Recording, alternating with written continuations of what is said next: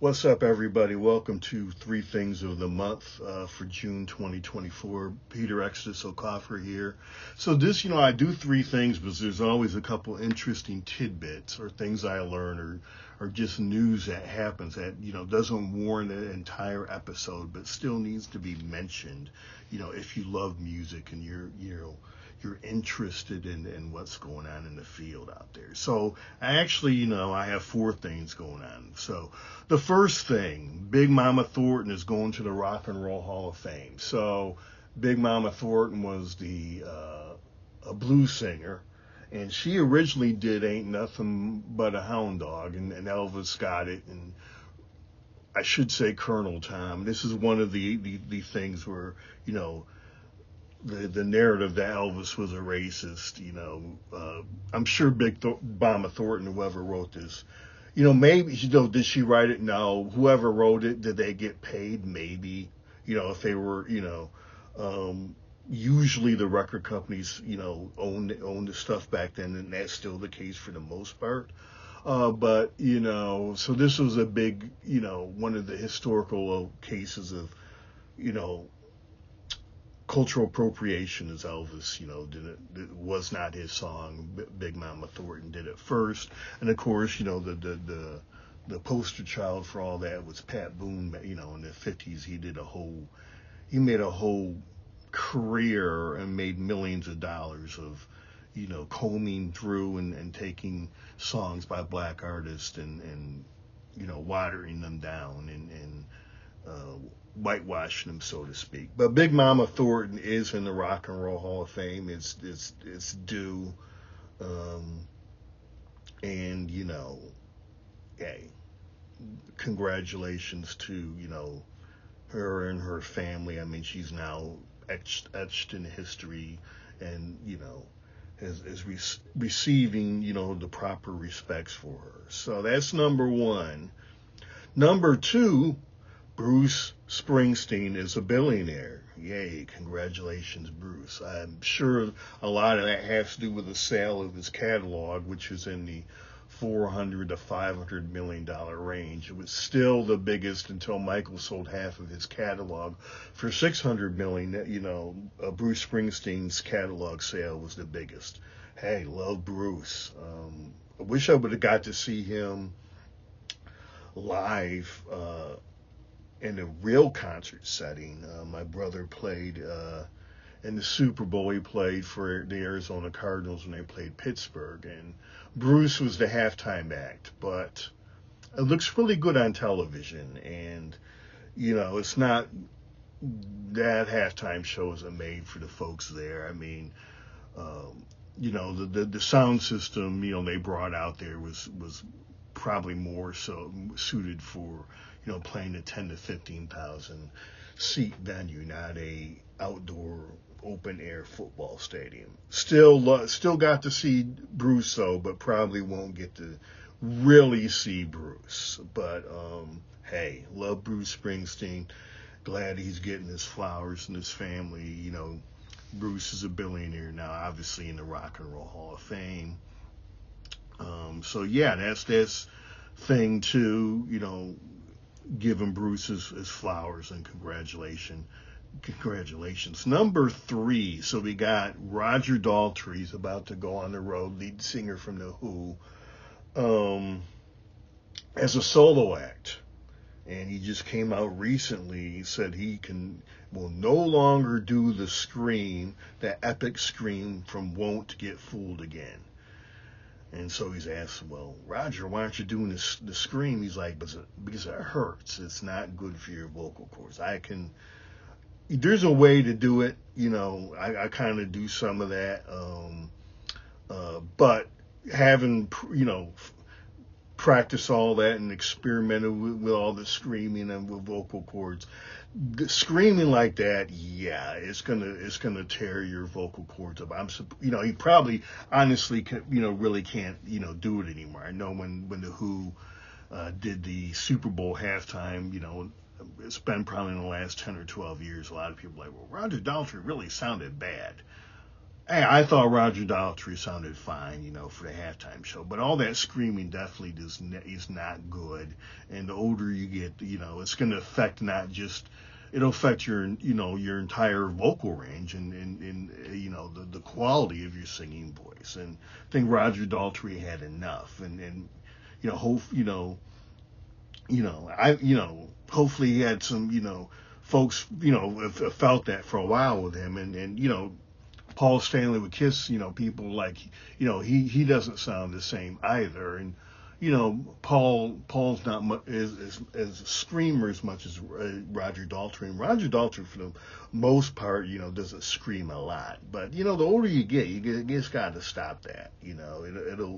It'll basically tear your vocal cords up that much more quickly as you grow older. I remember talking to one of my friends, he's a huge Prince fan, and he's like, yeah, this live stuff, towards the end of his career didn't sound as good. I was like, well, Prince was the screamers, and it takes its toll. Now, I thought Prince, still, sounded very good. If you go listen to the breakdown, his live version of Breakdown, one of the last albums he put out from Montreux, Prince still screamed in that song and did a really good job at it. So, hey.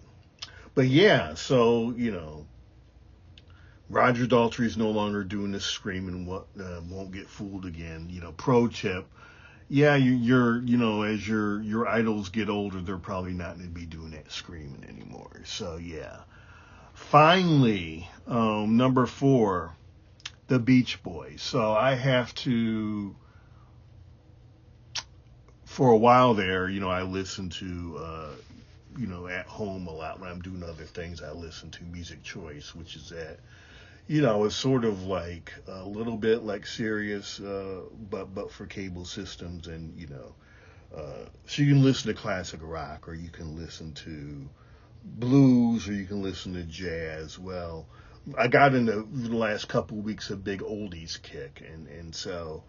Interestingly, it's shifting now because, the Beatles are now considered oldies. 5 years ago, 5 years ago, the oldies, 5 to 7 years ago, the oldies channel consisted of Chuck Berry, Little Richard,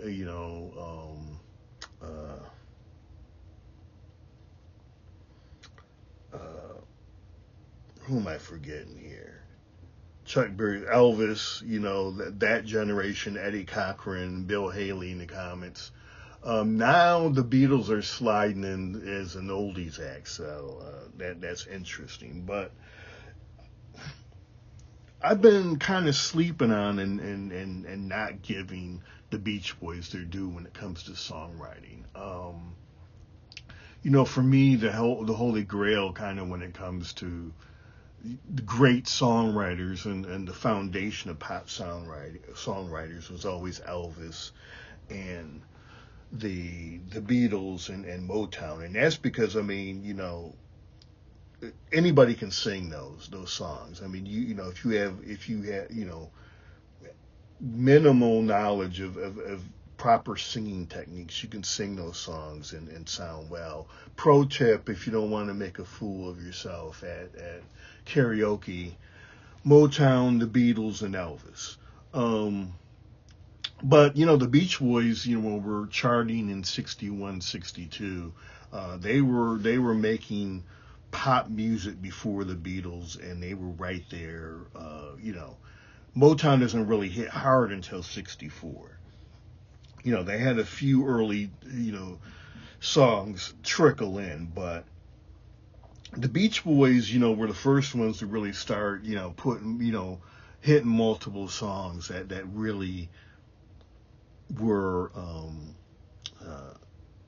Beatle-esque and Motown-esque. And so so in some ways I think the Beach Boys are kind of the bridge from Elvis into the Motown and the Beatles, because the Motown and the Beatles had a lot more hits than the Beach Boys, and so they everybody's kind of like, okay, this is what the 20th top 10 song or whatever by the Beatles or by a Motown act. Okay, I kind of get they've had enough hits, so yeah, this is how it's done. Okay, I get it. But yeah, I finally realized the Beach Boys, I need to, put them in their proper place. And just as I was trying to figure out, the bridge from Frank Sinatra to Elvis, and I came to the conclusion that in many ways it's doo-wop. So I had to, I have to come around here and give the Beach Boys their due, and put them there. They're important in the evolution of pop music. Now the Beach Boys are not as easy to sing as Elvis and